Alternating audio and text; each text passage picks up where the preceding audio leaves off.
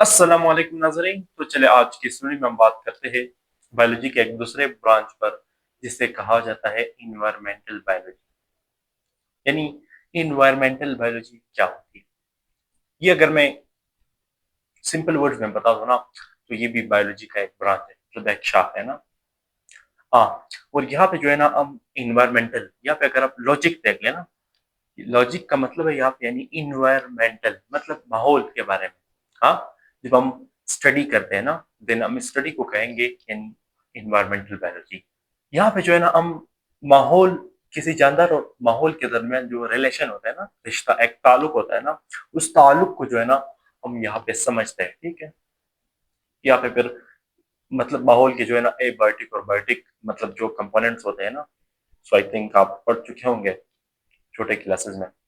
ठीक है, यानी बायोटिक एंड एबायोटिक कंपोनेंट्स मतलब जानदार और बेजान माहौल के, ये तो आप मतलब पढ़ चुके होंगे। ठीक है, तो ये मतलब हम स्टडी करते हैं, पढ़ते हैं। ठीक है, तो फिर इसके अलावा किसी जानदार का माहौल के साथ जो रिलेशन होता है ना, एक प्रॉपर रिश्ता होता है, मतलब एक कंटैक्ट होता है ना, इस कंटैक्ट को जो है ना हम समझते हैं बायोलॉजी के इस ब्रांच में। जानवर मतलब यहाँ पे पौधे भी हो सकते हैं, ठीक है, जानवर भी हो सकते हैं, ठीक है, एनिमल्स एंड प्लांट्स।